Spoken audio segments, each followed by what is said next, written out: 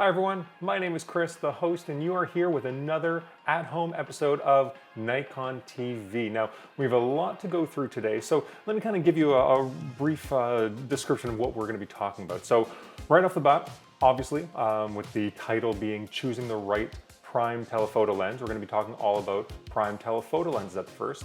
Next, I'm going to be having Michael Fayehun on, and he's a great sports and wedding photographer. I don't want to ruin it too much, but basically we're going to talk to him about some of his preferences in terms of what he likes shooting, some of his mentors. I'm going to ask him a whole slew of different questions about how he started. You're going to love it.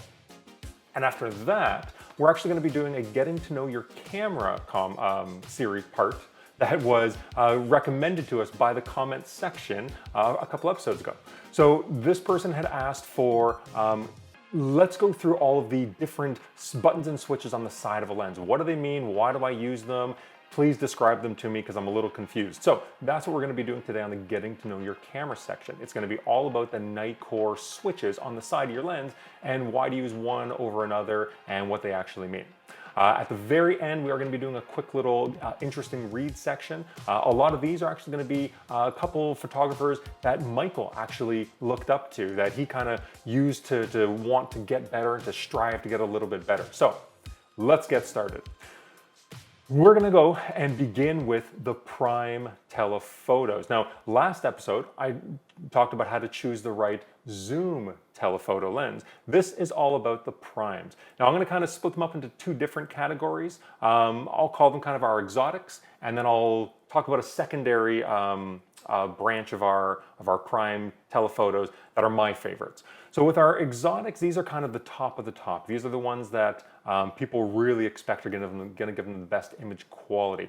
Now, talking about image quality, that's actually one of the reasons why people use primes over zooms. Zooms obviously have versatility, but when it comes to a prime lens, it's generally regarded that you are going to get better image quality from a prime because our optical engineers only had to work with one individual focal length rather than 200 to 500 or a 70 to 300 mil. There's a lot of different focal lengths in there. So only having to deal with one usually means that the image quality is going to be better from a prime. Now, some of our zoom lenses are our newer ones, the 70 to 200 FL, the new 120 to 300 f2.8, the 180 to 400. They're kind of changing that just a little bit, but on the grand scheme of things, most people are going to be using a prime lens for better image quality. One of the other benefits of them is you're usually going to, if you're going to compare apples to apples, get a faster aperture. So if you're going to compare, let's say a prime versus zoom in the 500 mil category, the prime might be, let's say, f4, whereas the zoom might be a 5.6. So you generally gain at least one, maybe two stops, depending on the lens, if you're going to shoot with a prime as well. All right, so we've kind of talked a little bit about why to use a prime over a zoom. Let's actually get into the primes themselves. So I'm going to start off with the 200mm f2. Now, this is a little bit more of a niche product because it generally doesn't have quite the reach that you need to go and shoot for wildlife. For some sport events, you definitely can use it for, but you need to know your angles and know your distance and know that it is going to be long enough for you. This is one of our spectacular lenses for fashion or portraiture. You're getting obviously a really nice compression with the 200mm, and at f2, it is just unbelievably sharp, and that bokeh is just killer, absolutely amazing. So that's usually what the 200 is used for. Stepping up to the 300mm, this is kind of the, I'll say a lot of people kind of go with this option as their all-around sports, wildlife, action lens because not only is it a 300mm, not only is it an f2.8, so it's very good in low light situations, but the image quality is spectacular. That transition from in focus to out of focus is just out of this world. That kind of, it's what usually sets primes apart from zooms is how it transitions from in focus to out of focus, and the 300 f2.8 does an amazing job of that. But it also works really well with teleconverters. So we have a 1.4, a 1.7, and a 2 times. One of our Nikon Canada ambassadors, Christian Bogner, he has the 300 f2.8. He has also a 2 times teleconverter, and with his particular copies, when he puts them together, he swears that he's getting image quality almost as good as a 600mm prime. So it works really, really well with teleconverters as well. So it can be used for sports, can be used for wildlife. It's a very, very good kind of all-around telephoto lens. Now, if you do need a little bit more reach and you don't want to have to go with a teleconverter, next up is the 400mm f2.8. Now, the amazing thing about this is obviously you're getting that reach, the 400mm, but that 2.8 really gets rid of all of any distracting backgrounds that you might have. So a lot of times in sporting events, people are going to be shooting, there's going to be stuff in the background you may not want. Well, with that 2.8, it just completely clears that out and really puts the focus directly on your subject. Now, next we have our 500 and our 600mm f4. These, just like the 400 2.8, were recently updated. They're now the FL versions. FL basically being the fluorite lens element. It makes the lenses considerably lighter than what they previously were in the older generations. So the 500 and 600, you can use these obviously for sports. I definitely have. They have to be specific sports that you know your distances. That's kind of granted, given any sport you're shooting with a prime, you need to know what focal length you need at the distance or at the spot that you're able to shoot at. So the 500mm, I've seen it used a lot at, let's say, the Formula One Grand Prix, also for wildlife. A lot of people love it either for birding or for just larger animals that you may not necessarily want to be getting too close to. The 600 is seen a lot of the time on the soccer field, the soccer pitch, when you do have a decent distance between you and your subject. You want to be able to really bring them up close. That 600 comes in handy. And then on the wildlife side, obviously for birding, if you're a birder, you can never have enough focal length. So using that 600mm really brings that subject matter as close as you possibly can. Now, we do have one other I'll call exotic. It's the 800mm. Now, one of the kind of special things about this 800mm f5.6 is it does have an FL lens as well, so it does make it lighter than previous generations. But one of the special things about this is you actually get a dedicated teleconverter with the 800mm. It's a 1.25 times teleconverter that is specifically optically matched with that lens. So you're able to get a 1000mm equivalent when you put them on together, and it's not built in like you get with, let's say, the 180 to 400 with the built-in 1.4 tele. So this is a separate teleconverter, but as I mentioned, it's specifically matched for it. So when your lens, when your 800mm is being made, that 1.25 is designed to work perfectly with that 800mm. So just be careful that if you happen to accidentally lose or damage your 1.25 and you just think, oh yeah, I can go buy another one really easily. Well, it's a little bit more difficult than that because you may not be getting the exact same quality you would have out of the original 1.25 with your original 800mm, because they are designed to work specifically together to give you the best image quality. Now, the 800mm is obviously a birder's dream, or let's say a bear photographer's dream. I know another one of our ambassadors, Michelle Valberg. She shoots a lot of large carnivores, a lot of bears, whether it's polar bears or whether she's out in BC. And for her, obviously, she doesn't want to be getting that close to them, but she still wants to have them really lifelike and as close up in the frame as she can. So that's really where the 800mm comes into play. So that's our exotics. But there are another small category of our telephoto prime lenses, and they're my favorites. There are PF lenses. We have two of them. We have the 300mm f4 and we have the 500mm f5.6. Now, the PF lens element that's within it, which is kind of why I classify them together, this phase Fresnel lens element really sheds a ton of size and a ton of weight off of the lens. So I don't have the 300mm here, unfortunately, but it's smaller and lighter than a 24-70 f2.8. I do have our 500mm. So this is the 500mm f5.6, and as you can see, it's really small. But the amazing thing is, this is our 70-200 f2.8. The 500 is lighter than the 70-200 f2.8 FL version. It is absolutely amazing. So for me, the PF lenses are game changers. They really allow me to take these lenses to places that I normally wouldn't. If I'm going to be taking a older 300mm f4 or the 300 2.8, I have to know that I'm going to use that lens. Or let's say the 500 f4, I have to know I'm going to use that lens for me to take it on a trip somewhere, for me to take it on a hike somewhere. But with these other, the PFL lenses, I don't have to. I've taken the 500 PF with me on my last couple big trips, and it easily fits in my existing camera bag.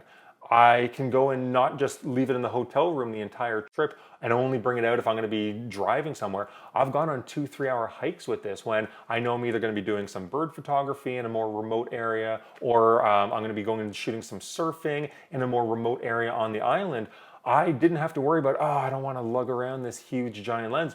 This lens easily fits in my bag, and I literally didn't feel it for the entire trip. So for me, the 300 and the 500 are kind of game changers because the image quality is still there. The aperture isn't quite as fast, so it's a 300 f4, not an f2.8, and it's a 500 5.6, not an f4. So it's a stop slower on each side, but I will gladly go and trade that aperture, that one stop of aperture, for the versatility that I'm getting and the fact that I'm going to have that lens with me. I'm going to take it with me. So it's going to be much more versatile than just sitting at home in my house, in my hotel room, in my car, whatever it might be. So because these lenses are so small and so light, they are very, very popular with wildlife, with active people who want to go and shed as much weight and size as they possibly can while still having that image quality and the focal length and the reach that they want. So the 300mm and the 500mm are spectacular. One of the ways you know how popular a lens is when the 500 PF came out, it was back ordered for many, many months. We knew that it was going to be popular. We didn't think it was going to be that popular. So those two lenses, I would absolutely say, if you're looking for smaller, lighter prime options, definitely go check out the 300mm or the 500mm, depending on how much reach you actually need. Okay, so I think I've covered pretty much all of the telephoto lenses that Nikon makes, whether it's zooms from the last episode or primes in this episode. So what does that mean? Well, that means that I'm going to go and start the interview with Michael. So let me go and grab my headphones here. I'm not going to do too much of a preamble because I don't want to steal the thunder as we're actually talking. So once I get my headphones on, we will go and get started. All right, so Michael, thanks very much for joining me on Nikon TV. How are you doing today? Good, thanks for having me. Oh, it's my pleasure. Now, to kind of try and tie this episode that we're doing today with our interview, a lot of photographers in the sports world do like prime lenses. You probably see them all the time on the soccer field. Right. What are your thoughts? Are you more of a prime shooter? Are you a zoom shooter? Kind of what's your preference? My preference is to use Zoom while shooting sports, mainly because sports is usually so fast, and I feel like you're kind of restricted when you shoot prime. Most of my colleagues that we shoot professional sports together, most of them, I would say about 90%, shoot prime. And I mean, they get amazing shots and, beautiful shots from their prime. But I find myself, preferably going to the zoom because, if I'm shooting at a 400 2.8, for example, and the action goes really fast to the goal line, you have to switch your 70 to 200.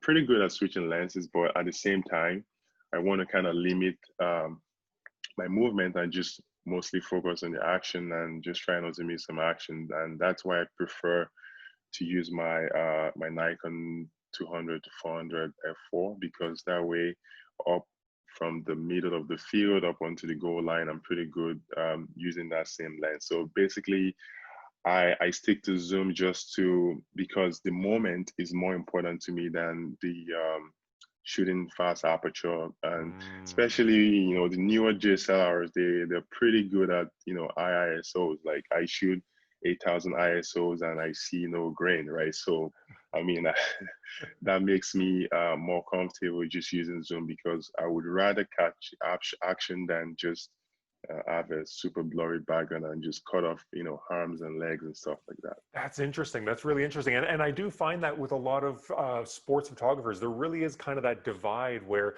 some of them say, I need that separation. That's why I'm Right. shooting with my 400-2.8.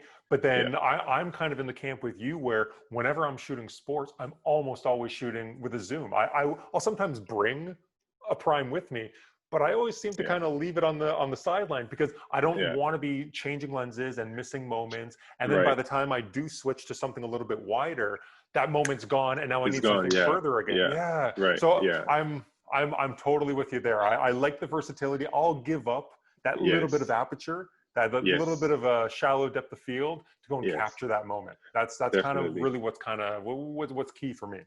Yeah, definitely. And I And think a lot of people feel like they're getting good light with shooting at 2.8, which is good because it depends on where you're shooting. But when you're shooting at the professional sports, the stadiums are well lit, and I usually don't even have to go up onto 4,000 ISO, which is still pretty good if I yeah. have to. So I don't miss anything really shooting f4, to be honest. Okay, now I have a question for you. So you started when you really kind of started getting into photography. Right. It was shooting soccer, which is something that you knew really well as a sport because you played yourself at a really high level. Yeah. When you start shooting a new sport, Right. do you take the time to learn the sport? Do you do research on it, or do you just kind of learn by failing? Um, I think for me personally, it's a combination of a lot of things. Like I usually tell people that if you're shooting sports, anything, it doesn't really matter what the subject is. It's very key for you to know your subjects, right? So for me, I remember the first time I shot volleyball, it was for university, and I was like, I've never shot volleyball, so what do I do? But I wasn't really worried because sports is all sports, it's all fast moving action, but it really helps for you to know the subject, to know the sports, to know what kind of movements, to know where to stand. Very important. So one of the few things I did was I'm a very big fan of learning anything new, really. I usually take those things as a challenge. So what I did in that case was I did watch a lot of videos. I did go on Getty Images, and I just looked at a lot of volleyball photos to see, what the professionals that do that like every weekend, what kind of shots are they getting, right? And also from just watching that, it's different from actually shooting the game, right? So Oh yeah. before the assignment, so what I did was I just went on Google, try to find a couple of volleyball games that I could just go and just practice, right? So which was really important for me because there's a huge difference between learning something and actually doing it.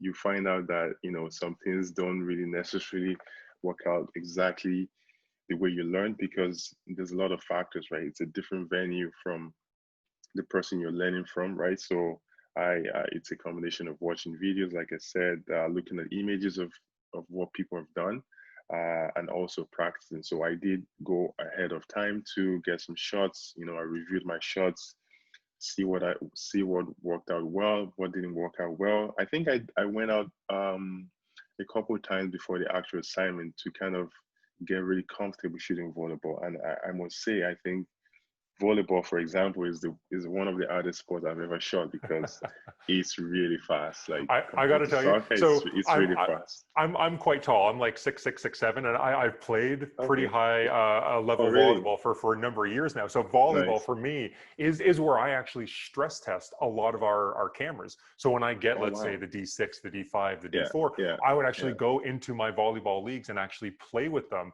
yeah, And when people tell me without kind of knowing, oh yeah, I'm going to go shoot some volleyball, my first thought is, oh, you don't know what you're getting You in have for, no because idea. Yeah. there's so many complexities in there. You really have to know the sport. So Yeah. volleyball in particular, I love shooting it because Yeah. I know all the very small intricacies. And even then, the other team can sometimes fool me as to where the setter is going to go in and set the Right. ball. So Yeah. yeah, it's really good that you mentioned that you got, not only just did your prep work before you got to the actual field, you tried to find those other photographers who are shooting the other angles that you maybe want to Right. look for, but you Yeah. actually went out and shot. A lot of people don't do that. They'll go, oh yeah, I got this assignment, I got this wedding, I'm just going to go wing it. I Yeah. got this. And It doesn't work that yeah, it way. doesn't work that way. It really doesn't. So Yeah. that's really kind of cool that you put in all that planning, because with you didn't actually have any formal training when you first started, but No. you kind of had, I think when we talked before, you said you had good instincts. You realized that kind of you were creative. But I find when I talk to a lot of people, when they're just getting into photography and they're trying to make it as a business, whether it's portraiture, whether it's full on weddings, and a lot of them are, I find that they hit walls. They'll, whether it's a flash, they get scared of flash, or whether it's tracking moving subjects. How did Yeah. you, without any formal background, how did you kind of break through those walls? How did you say, okay, I may not have been taught how to do this by a professor, by a teacher, by anybody, but how did you go in and kind of break through that and just say, no, I'm going to learn this?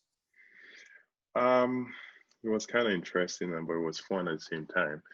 I think the first thing is you have to like what you're doing. Like I really, really liked photography. So it starts that way, because if you don't really like it and you hit that wall of, okay, I don't know how to use flash and stuff, it's very easy to give up, right? So if you really like whatever it is that you're shooting, or your subject, or whatever genre of photography you're into, I think it's very important to learn and keep learning. Even up until now, I still learn every single day.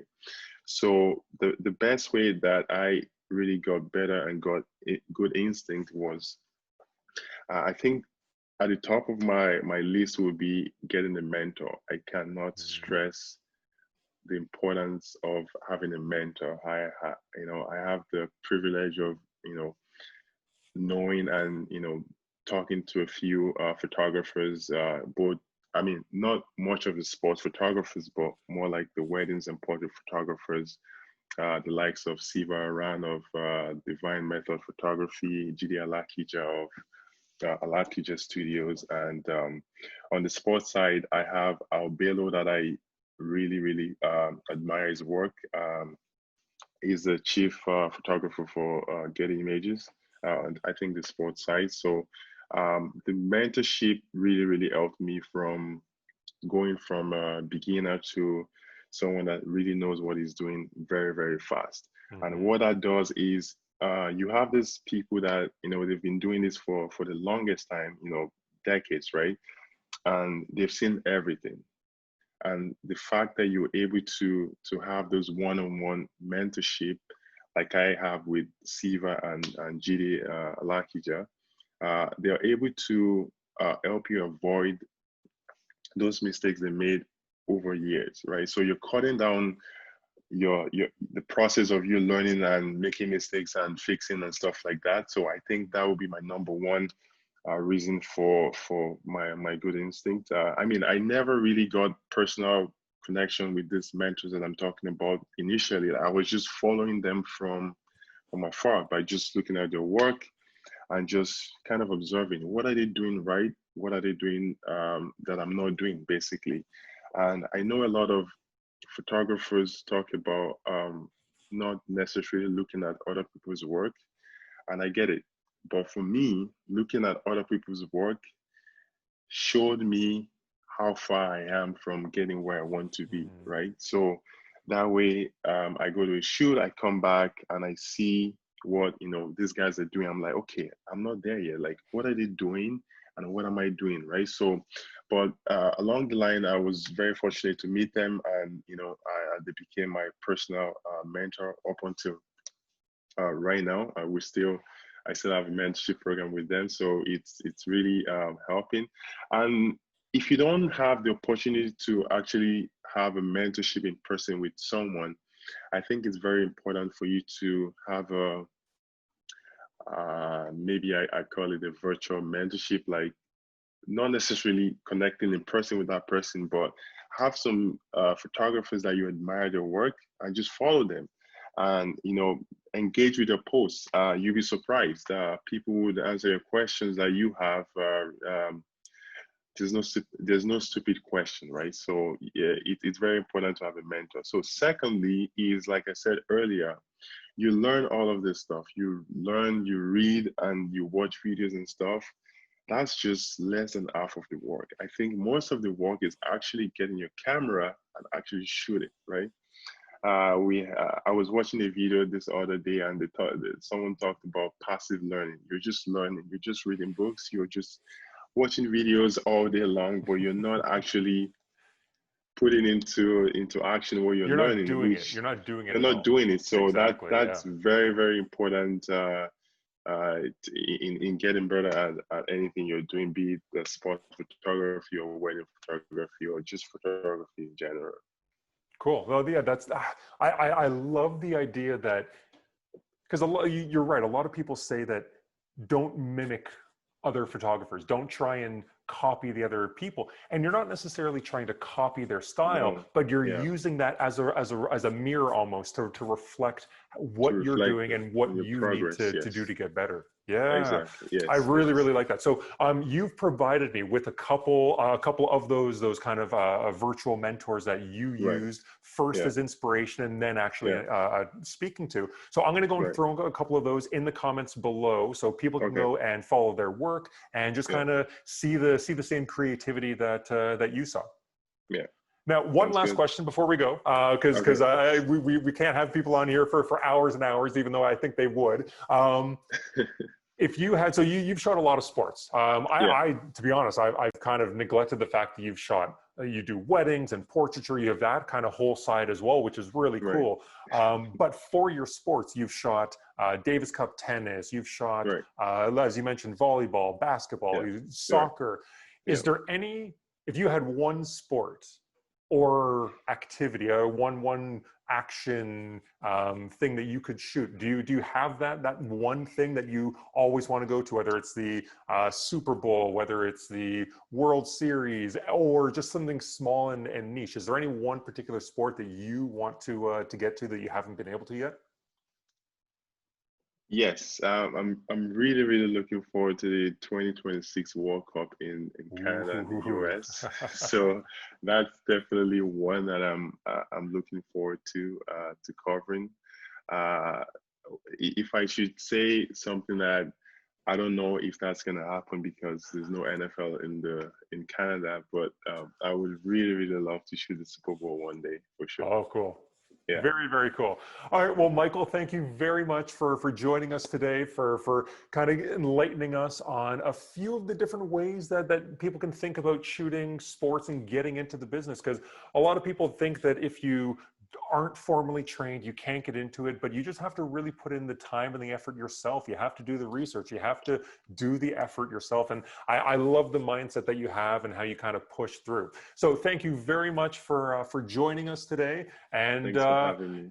yeah, oh, it's my pleasure. And I'll get back to the rest of these guys now. And thanks for coming on. Awesome, thank you so much.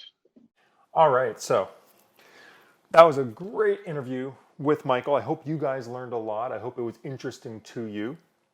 But let us now get into the next section. So this is going to be getting to know your camera. So as I mentioned, this was recommended to us by somebody in the comments. So if you have something else that you want to know about, your camera, a photo technique, menu system, something on the lens, whatever it might be, throw it down in the comments below and I will definitely try and get to it in future episodes, because this getting to know your camera was actually given to us by a comment from a previous episode, and it was talking specifically about the lenses. So it was a nice kind of fit with this episode. And the person had asked, can you go and give me a breakdown on what these switches and dials mean on the side of the camera? Now, Oh, sorry, on the side of the lens. So your lens might be a little bit different than the one that I'm using here. I'm using the 500 PF that I talked about in the previous section, and your lens may not have all of these. The 500mm has pretty much all of the different options that will be found on lenses. So this is a good lens for me to go through all of the different options. If yours doesn't have it, that's okay. So let's actually get started. So I'm going to start off on the top. So top right, this is our focus switch. So with the focus switch, I'm going to go with the M. So obviously this is easy. This is full manual focus. This is if you want to have complete control over the actual focus ring yourself, and you're not going to let the camera do anything. Personally, that's not for me. I have horrible eyes. I'm going to let the camera do it all for me. It's going to do a way better job.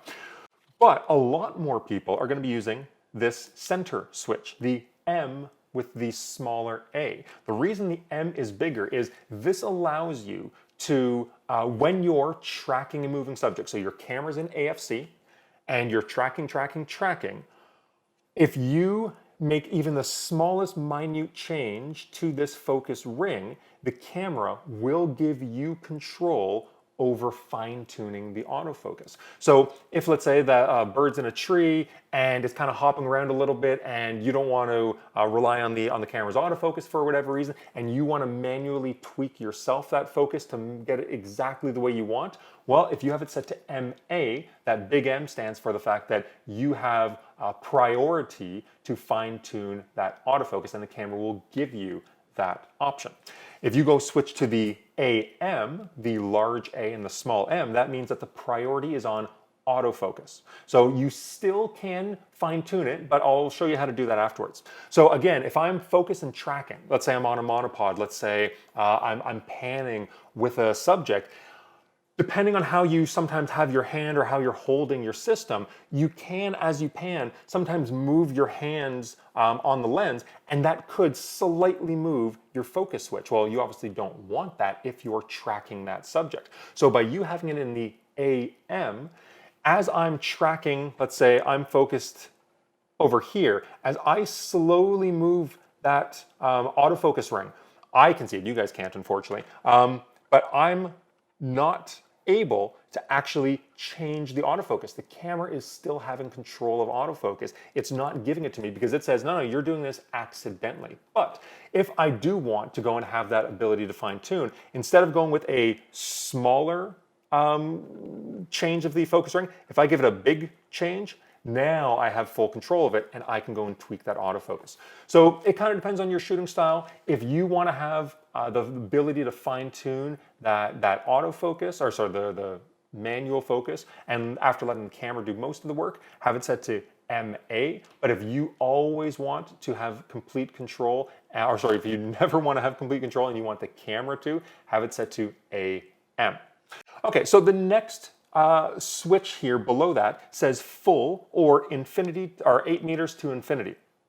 So this is a focus limiter switch. You will find it on a number of different lenses.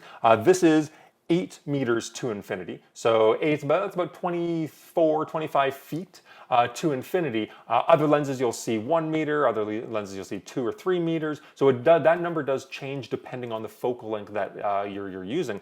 But what this focus limiter switch does is it essentially stops the camera, stops the lens from even knowing that there's anything close to focus on. So let's go back to that bird in a tree. Well, if I have a couple really annoying branches that are, let's say 20 feet from me to where they are, and my bird is 30 feet away.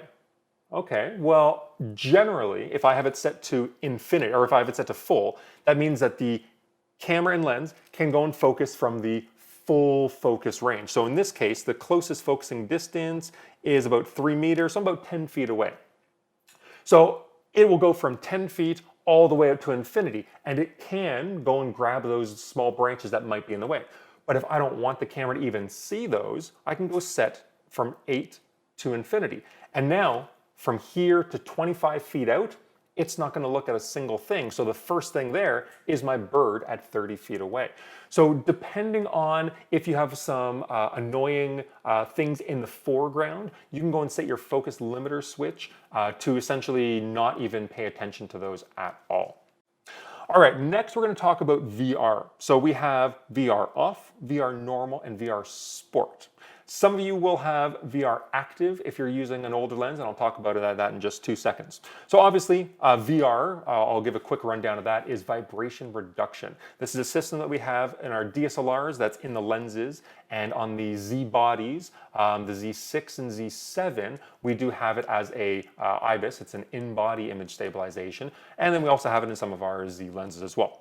So the vibration reduction essentially compensates for any movement that us, the photographer, is making. So if I'm slightly shifting the camera down as I'm, let's say, taking the photo, or as I'm breathing even, that could introduce a little bit of blur. So as I move the camera down, there's a floating lens element, there's some gyroscopes, and it figures out, oh, well, I need to compensate for that slight downwards movement by moving that element up.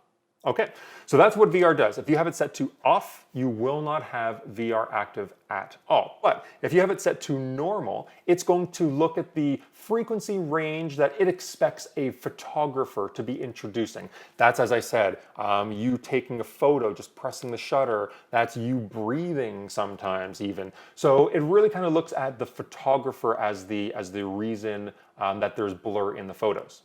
For anybody with an older lens that has active as an option, that active really tries to take into much larger vibrations, and where it's not necessarily you, the photographer, that's actually putting in shake. So if you're on, let's say, an African safari and you're in a big Jeep that's shaking quite heavily because you're sitting there just waiting and you might be driving away in a second, well, that's at a much, much higher frequency than what the normal VR is expecting you to impart into the actual photo. So turn that to active. Also, if you're on a boat, basically if you're on any moving platform that is going to be imparting some possible shake into your photo, set your lens to active. Now on newer lenses, you actually have a new sport VR option. And this one's a little bit confusing because it doesn't actually do anything, I'll say, better in terms of the amount of vibrations or the type of vibrations it's looking for, but it's going to give the photographer a better viewing experience. So sport, well actually, sorry, let me go back for a second. In between photos, if I have my camera set to continuous drive mode, right? And I'm firing away at 5, 10, whatever frames per second, in between the shots, that floating element that I was talking about before recenters because it wants to give the most capable VR option. So if it's if it's had to compensate for movement down at the bottom, it's going to go back to the center. You're going to see that when you're shooting your bursts, specifically if you're panning or just kind of slightly moving with your subject matter. You will see a slight recentering in between every shot. Sport gets rid of that. So there's no recentering of the floating lens element in the VR unit. What that means is as I'm going and tracking, let's say, a skier or somebody playing tennis, as I'm tracking them back and forth across the court, the camera's not recentering. So me, the photographer, I'm getting a much smoother experience as I'm tracking my subject matter. So for me, I generally keep it on sport because I like that really smooth viewfinder experience that I get with the sport turned on. Okay, so now let's go and look at this next option here. So we have AFL, that's autofocus lock, memory recall, and AF on. What are those for? Well, if you actually look on the sides of the lens here, I actually have 4 small little buttons. You do find them in a number of our lenses as well, the 120 to 300, 180 to 400, the new 70 to 200 FL. A huge amount of lenses now do have these lens function buttons. Well, if you're using an older body, let's say you have a D3S, you don't have the ability to customize these buttons, which means this switch here is designed specifically for you. So you can go and have these buttons set to be an autofocus lock. So whenever I go and push it, that's going to lock in my focus, whatever I'm focused on at that moment. Or I can have, let's say, memory recall. So if I'm shooting baseball, and there's a player on first base and they might be stealing. Well, I'm not going to sit on second base hoping that they steal. I'm going to still be following the pitcher, the batter, any of the infielders, whatever my focus is on. But if I hear at the crack somebody yell that the runner's going, I don't always have time to get to second base quickly, focus, and then start firing. I sometimes want to pre-focus before knowing that that person might steal a second. So you do that with the memory recall. So I can go in before the play even starts, set it to be second base, and then as I'm following the play, I hear that the runner is taking off, and I can hit my lens function button, and it will automatically rack to where I've preset it, second base, and then I can instantly start firing right away. So it's a quick way to quickly preset your focus. And then you have AF on. Now AF on, this is just exactly what it sounds like. You have an AF on button on the back. Well, if you want that to be on the lens as a way to activate autofocus, you can do that nice and easily. Now, what happens if you do have a newer body? Because I said if you're using an older body, you do not have the ability to customize these lens function buttons. Well, so if I go into the custom setting menu here, now I'm using a Z7 here. If I go down to controls and I go down to custom control assignment. Now, the option here is highlighted. So this is the lens function button. Now this will work on the new Z lenses, but also on any of the regular NIKKOR lenses that do have the lens function button. I can go and customize this to be a number of different options based on what I am shooting and kind of what my style is. So there's a lot of different options here that you can go and change. Not all bodies are going to be able to customize the lens function button. But if you do have a newer body that has this capability, it really enables you to make a lot of different changes that you otherwise would not have been able to do. The last option here on the lens is music or no music. This basically is if you want the music note to sound as you confirm, to confirm autofocus. Most of the time I keep it off. A lot of photographers do keep it off. You don't want this when you're shooting wildlife or in a sporting event when it could distract some of the players or animals, but some people do want it, so it's there as an option. Okay, so this was the getting to know your camera on the lenses, telling you all about the switches. I hope that really helped. If you guys do have any additional questions on those, feel free to throw it down in the comments and I will get back to you on them. Now lastly, we are going to quickly do an interesting reads. Now, it's going to be a little bit different than the previous episodes. These are a couple photographers that I've gotten from Michael that he specifically looked up to in the past, that he used as kind of that ability to look at somebody else's work and say, you know what, that's what I want to get to. I want to be able to do something like that. I want that type of feel. I want that type of look. And he really used them as kind of an online mentor, somebody that he was able to look up to. And I'm going to go and include those in the links below so that you can, or in the comments below, so that you can go and follow either their webpage, Instagram. You'll see a couple different options there for a few of the photographers, and you can go and see if they kind of grab you the same way that they did Michael, that they inspired him to want to go and get better and to push himself and to learn more. All right, well, guys, that was a jam-packed Nikon TV episode. I want to say thank you very, very much for joining in. Until the next time, everybody, stay safe, and I'll see you then.